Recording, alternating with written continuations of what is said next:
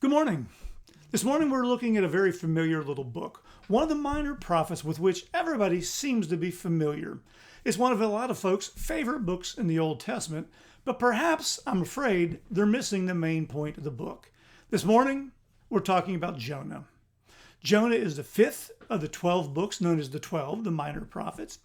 Jonah, the events described in it anyway, took place sometime in the mid-700s BC, before the time period of Isaiah and some of the other prophets who wrote around that same time. And it's the point or a book of great debate and discussion. For example, we could discuss how does one even begin to interpret this story. Is it to be taken literally that there was a man named Jonah who was a prophet, who disobeyed God, who tried to run away, who was swallowed by a large fish, who eventually, regrettably, perhaps went on to Nineveh? All those things are taken to be literal, true descriptions of things that happened. That tends to be the typical, more historical view of this book. In more modern times, when people began to question the accuracy of the supernatural events in the Bible, they had to come up with another way to interpret the book. And one of the popular ways to handle the book of Jonah is to argue that the book is in fact an allegory. That is, Jonah was not a real person. He represents Israel and their rebellion against God. The large fish is not a large fish at all, but something God would have used, for example, say the Ninevites themselves or the Babylonians later, to punish Israel to bring them back to course. Now, of course, you could read it as Jonah is a literal person with a large fish, who also just happens to symbolize the nation of Israel and their sinful rebellion also. How do we read it? Well, at the end of the day, I would contend that Jesus read the story literally. That there was a man named Jonah, that some of the events in his life pointed to, predicted, prophesied, if you will, the coming of the Messiah, and ways in which we can then see these events in Jesus' time as not precursors of the coming Messiah, but proof that he is in fact the Messiah himself. Whether it's the 3 days in the belly of the fish, paralleling the 3 days in the tomb, whether it's Jonah sleeping in the bow of the boat, or Jesus sleeping in the bow of the boat later. But I prefer to take a literal approach to the text because I believe that's what Jesus and the 12 disciples did years later. The other point of debate, of course, is what about the great fish? Children grow up being taught it's a whale. Nothing in the biblical text says it's a whale. Nothing in the biblical text says that it was a fish miraculously produced by God for this one event, and then when it was gone, it was one and done. It could have been, God can do anything, right? He can make the universe out of nothing.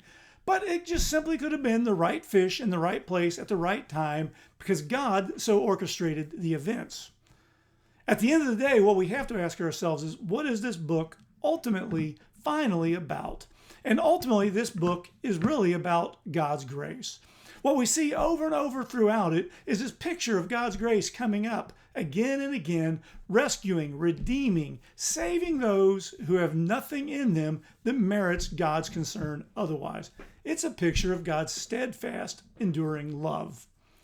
Let's just breeze through the story in the biggest sense possible. Think of chapter 1. God comes to Jonah and says, I want you to go to Nineveh and tell them in 40 days I'm going to destroy the city. Now, Jonah would have been excited about that. Jonah hated the Ninevites. They represent all that's evil in the Gentile world. But Jonah understood that God's message didn't end with the 40-day doom and gloom that's coming.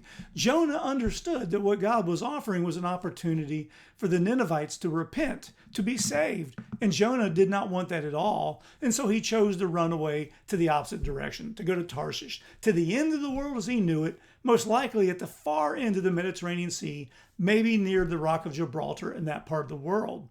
And so Jonah got on a boat to run away. Along the way, God sent a storm. Here's God providentially controlling the universe. And the storm is about to envelop and destroy the boat. Professional sailors with Jonah are afraid, and they begin to wonder whose God was angry at them. And so along the way, they ask Jonah, who or what God do you worship? And his answer is, I worship the God of the Hebrews, the maker of the heavens and the earth. And so Jonah gives them a witness. He tells them who it is that God is. He's the ultimate supreme creator of all the universe. But he doesn't repent. As the ship appears to be sinking, the sailors are now in panic mode and are throwing everything over. They cast lots to determine who's at fault, convinced that somebody's God was punishing them for their evil. The lot fell on Jonah. Ultimately, Jonah said, there's only one way out of this. Sacrifice me, throw me into the sea, and you'll be spared. The men did not want to do it, but ultimately, long story short, finally chose that route as they had no other options. But even as they threw Jonah overboard, these pagan, these Gentiles, these non-believers cry out to God and ask God, forgive us of what we're doing. And the moment Jonah hit the water, the storm stopped, and God graciously saved the sailors. At the end of chapter 1, of course, God also graciously rescued Jonah. In the midst of his rebellion, God sent a great fish to swallow Jonah. Chapter 2 is all about Jonah's song, recognizing that God had indeed rescued him and spared him. He knew he was going down for the third time, as the old cartoons used to show, and he was going to die until God rescued him. And so chapter 2 is all about the acknowledgement that God shows grace to rebels, to sinners. And so Jonah remembers God in verse 7. He calls out to God. And then even in verse 9, he worships God. At the end of chapter 2, God has him spit out by the fish there at the shore, and Jonah is off on his way, ultimately, hatefully, regrettably, on his way to Nineveh. Chapter 3, God now shows mercy to the Ninevites. Jonah gets there. He doesn't even walk all the way across the city. We're told it's a 3 days journey, and he went a day and a half across the city. He doesn't preach a very good sermon from what we can tell in the passage.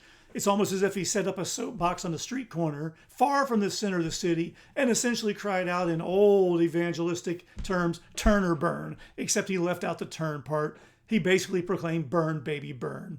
In 40 days, God is going to destroy you. Picked up his box, and he left.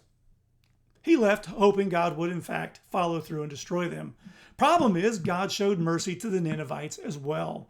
He graciously saved them when they repented. From the least of them to the greatest of them, from the peasants to the king, even the animals are brought into the picture as they were also covered in ashes. And so they repent. And what does God do? He relents, according to chapter 3, verse 10. He holds back his anger. And that was there all along, by the way. Covenant language always includes that kind of if then this kind of thing. If you repent, I'll spare you. If you don't, in 40 days, I'll destroy you. Well, they repented and they're spared. Chapter 4 is an interesting moment. It's the part of the story most of us want to leave out when we tell others about the story of Jonah. Jonah goes outside the city. He goes up onto a mountaintop nearby, and he settles in to watch and wait for God's wrath to come upon the Ninevites. He wants to see his enemies destroyed. He wants to celebrate their demise. The problem is, he didn't know what happened after he left. He didn't understand that they had repented, and God's wrath never came. And he begins to get angry. And even here, God shows grace and mercy. While Jonah is sitting there baking in the hot sun, waiting for the Ninevites to be destroyed, God causes a plant to grow up quickly, supernaturally quickly, and cast shade on Jonah to spare him any more misery. And Jonah loves the shade, and he appreciates the shade. And he waits for the destruction of his enemy. No thanks to God. No thanks to God for the salvation of the Ninevites is apparently taking place. He's just continuing waiting for their demise. So God sends an insect who destroys that very same plant. The plant dies, and Jonah finally mourns, not over the lives of the Ninevites. He mourns over the life of his plant. Finally, God comes along and asks Jonah, and my modern take on this, what are you doing, Jonah? What's your problem? And Jonah complains. He complains bitterly about the situation. And God asks him in chapter 4, verse 4, do you have any right to be angry? Do you do well to be angry? God asks. And Jonah says, absolutely so. This is the very thing. And here's how we know this is what the book is about. This is the very thing that I knew you would do. I knew that you would have mercy on these people. He says in verse 2 of the book, or chapter 4 of the book, for I knew that you're a gracious God and merciful, slow to anger and abounding in steadfast love, relenting from disaster. There it is, folks. Jonah did not want the Ninevites spared. And so he chose to rebel against God. He suffered. He nearly had sailors killed. He himself was nearly killed because he'd rather see somebody else punished. And so in our sinful nature, we sometimes harbor grudges, and we're willing to harm those we love to destroy those we hate. That was Jonah, but what we see throughout is that God is a gracious and loving God, slow to anger, abounding in steadfast love. He showed it to the sailors, he showed it to the Ninevites, and repeatedly he showed it to Jonah. The great irony in the book of Jonah, of course, is at the end, where do we find Jonah after all this? Still sitting on the mountaintop, still waiting for God's wrath, still angry, not at the Ninevites, but angry at the gracious God who had the nerve, the temerity to spare his enemies.